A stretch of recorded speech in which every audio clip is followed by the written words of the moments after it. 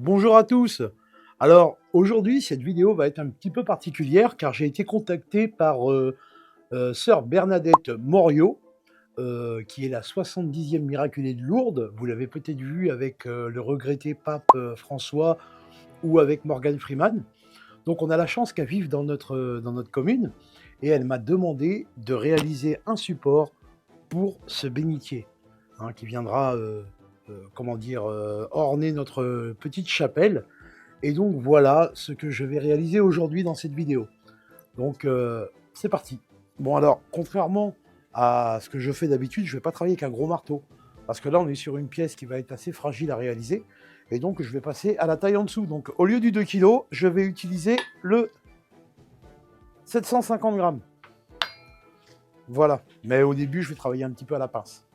Alors, vous voyez, là, je vais d'abord travailler à la pince. C'est-à-dire que je vais le chauffer, je vais saisir cette pièce-là et je vais l'écarter un tout petit peu. Parce que cette pièce-là, il faut que je la fasse revenir au-dessus. Ces deux-là, donc là, ce morceau-là, il va se retrouver droit comme ça. Celui-là, je vais le redresser. Et là, cette pièce-là, ensuite, je l'écarte. Et donc, je vais commencer à tout former à la main parce que vous voyez, c'est très fin là, ici, entre les deux. Et à des risques de cassure. Tellement fin qu'il y a des risques de cassure. Il faut qu'elle chauffe sur la totalité.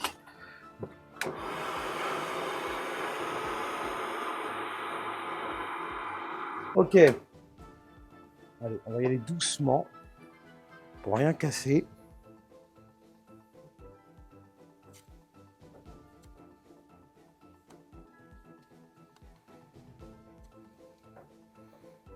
Vous voyez, là ça commence à refroidir, hein, déjà direct. Donc on va essayer de réchauffer. C'est assez fragile, hein, ce qu'il y a à faire. On n'est pas sur de la grosse pièce. Là on fait pas de, comment dire, d'épée, de hache ou quoi, où on peut faire un peu plus en mode bourrin. Là on est sur quelque chose de fin. Et comme je vous l'ai déjà expliqué sur d'autres vidéos, plus c'est fin, plus ça chauffe vite, plus il y a risque de brûler l'acier.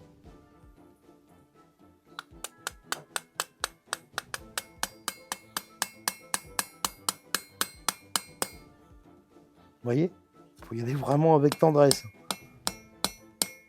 On va réchauffer. C'est très délicat.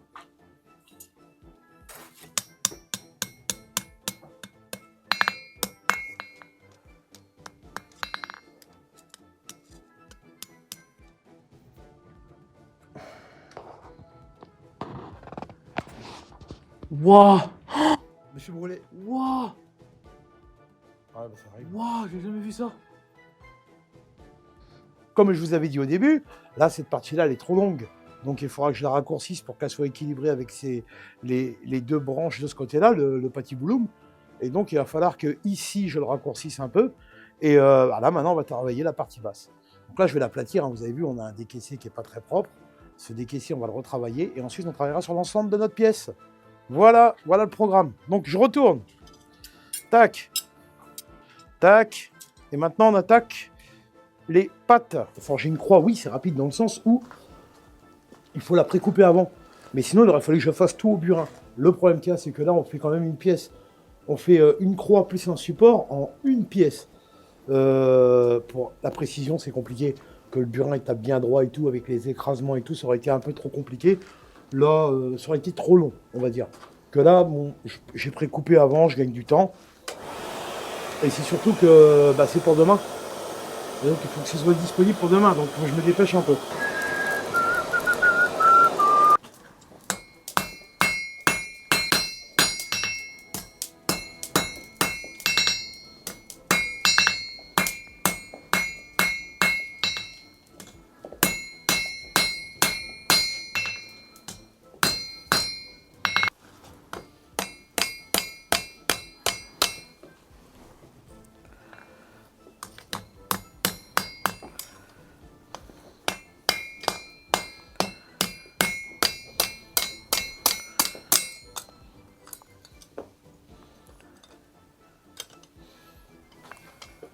Donc la croix, c'est assez rapide quand même. Oui, ouais, ouais, attends, hop, je prenne bien comme il faut. En fait, faut juste la technique. C'est ça.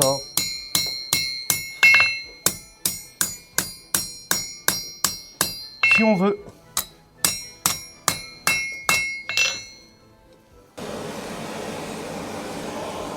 Bon. Je navigue entre les deux, hein. Entre les deux enclumes.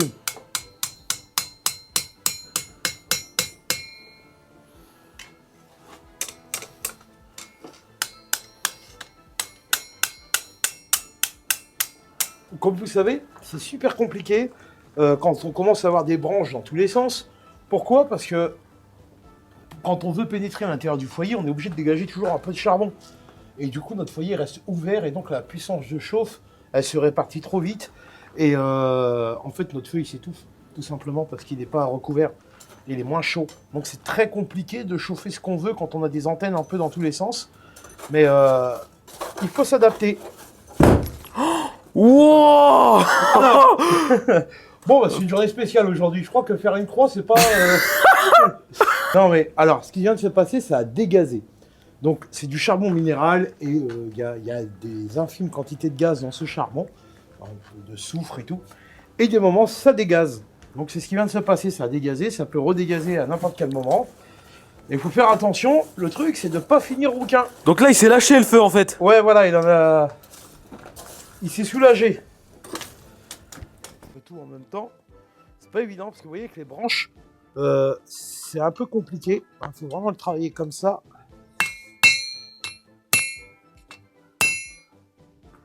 Ouais, ok, super. Tac.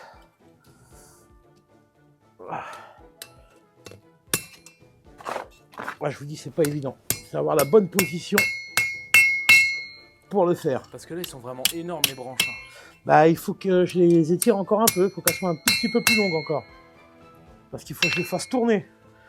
Ensuite, parce qu'il faut que je fasse le support pour le bénitier. Je répète des fois les choses souvent, mais c'est pas pour rien.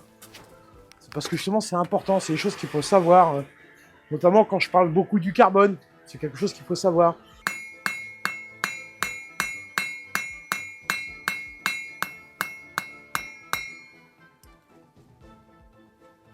Alors restez bien attentifs, hein. Le feu il risque de reclaquer plusieurs fois. Hein. Parce que là j'ai ouvert un sac, un vieux sac qui a l'air d'être vachement chargé. Au niveau de l'odeur on le sent. Hein. Ça se met à sentir un peu, vous savez, comme l'œuf dur. Donc c'est une odeur de soufre. Et quand on a cette odeur qui commence à s'accumuler dans la pièce, on sent tout de suite que ça risque de dégazer ou quoi.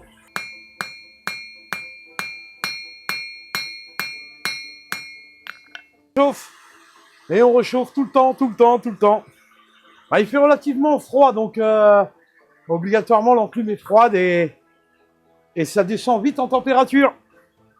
Je tire mon acier, hein. Je le casse, mais je l'avance en même temps.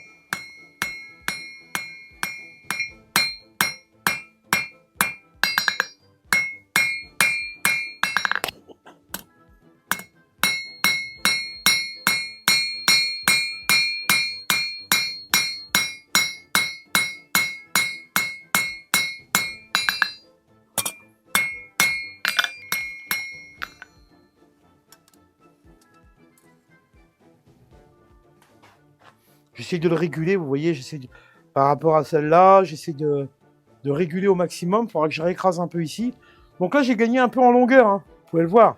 J'ai gagné peut-être 1 centimètre par rapport à l'autre côté. Je sais pas si vous voyez bien, je vous l'approche un peu. Il faut battre le fer tant qu'il est chaud.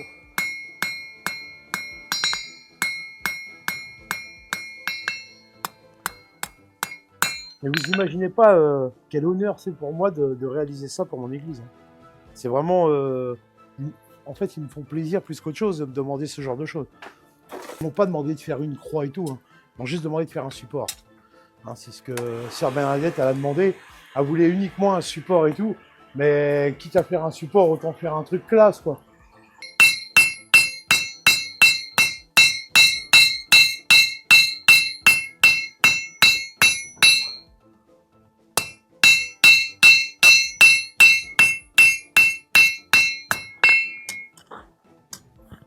Ah! Allez.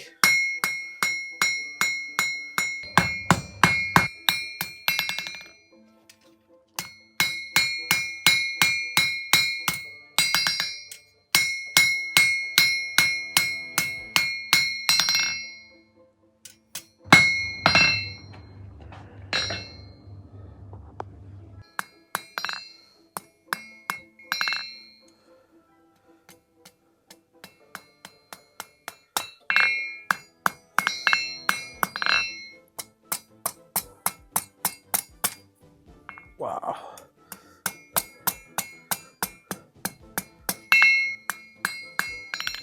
Vous voyez, il est là le danger en fait, c'est que quand vous avez quasiment plus de sensibilité dans vos mains, dans le bout de vos doigts, c'est que vous vous rendez pas compte que vous êtes en train des fois de vous brûler une fois que c'est trop tard.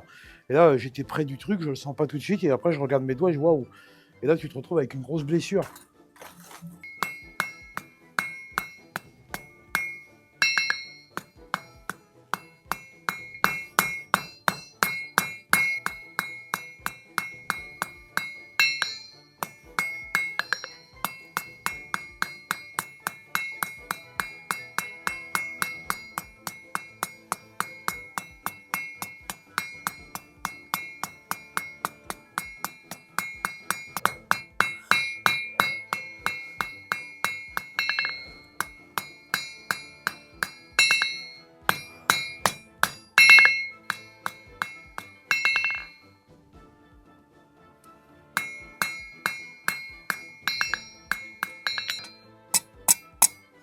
Chaud.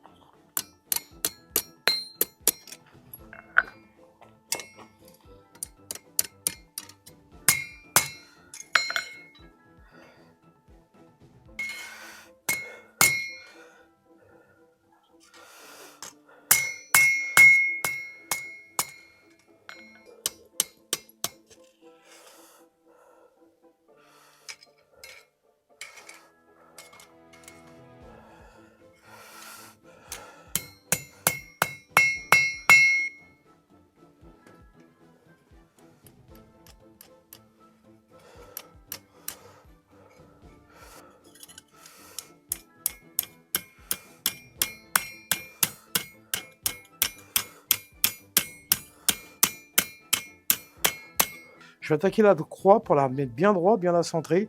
Donc je vais déjà couper la partie qui me gêne là, qui est trop longue.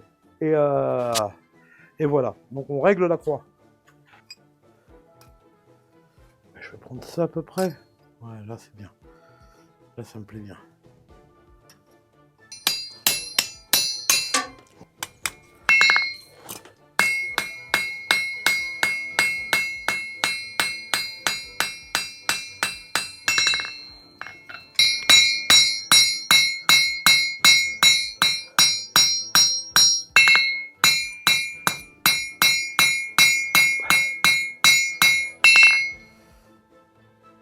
Parce que là, vous voyez, je vois pas trop bien si c'est bien plat ou pas.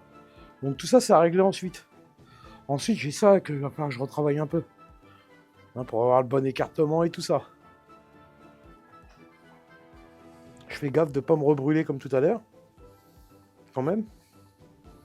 Voilà, là, je suis en train d'équilibrer un peu. Il demande un petit peu à sortir un peu de là. Là, c'est à quelques millimètres, quoi. Ouais, bah c'est... Faut que ça soit quand même vachement bien centré quand même. Hein. Ce qui est très, très dur après à bouger.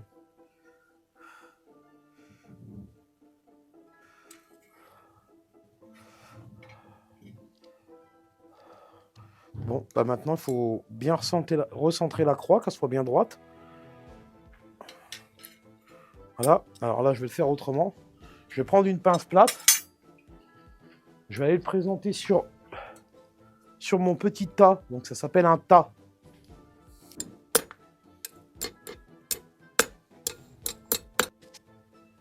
Au niveau de la rectitude, on est pas mal. Maintenant, il va falloir que je mets à côté de moi. Vous voyez, je ne suis pas tout à fait centré par rapport à ma croix. Donc j'ai quelques petits réglages à faire. Mais avant, il faut que je regarde si le bénitier il passe. Donc on va laisser se refroidir un tout petit peu. Je ne vais pas le mettre dans l'eau parce que je ne veux pas le brutaliser. Et on va voir ça. Là, comme vous voyez, c'est pas très droit. Je suis en train de regarder tous les redressages. Vous voyez, sur les côtés, il y a des jours. Et donc, si les gens mettent les mains dedans, bah, il faut quand même que ça soit bien positionné, bien réglé. Donc, je vais régler ça tout de suite.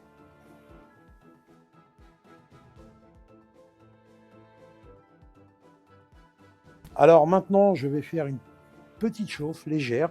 Je vais poinçonner avec la croix. Et j'aurai plus que 2 petits trous à faire. Et puis Après, on va noircir un peu la pièce et puis on va la brosser pour lui redonner tout son éclat. Et donc, on est à l'étape finale.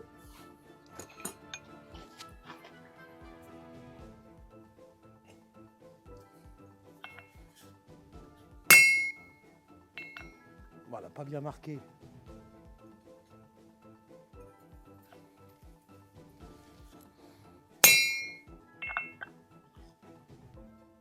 Ça va lui donner une jolie petite couleur.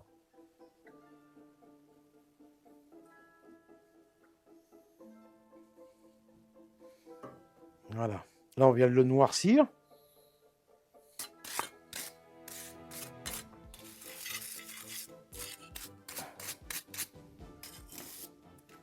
Et je le repasse à chauffer 2 secondes pour figer l'huile.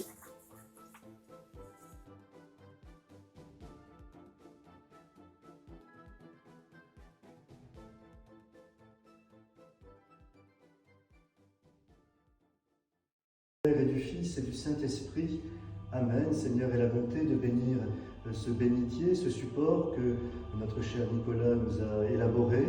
Que Nicolas soit béni pour son travail, que ce bénitier soit béni, que toutes les personnes qui l'utiliseront pour utiliser cette eau qui rappelle le baptême soient bénies. Seigneur, bénis ce travail des hommes, bénis ce bénitier, cette eau qui nous rappelle le baptême, qui nous plonge dans ta vie d'éternité, qui nous rappelle que nous sommes appelés à être en communion avec Dieu, le Père et le Fils et le Saint-Esprit. Amen.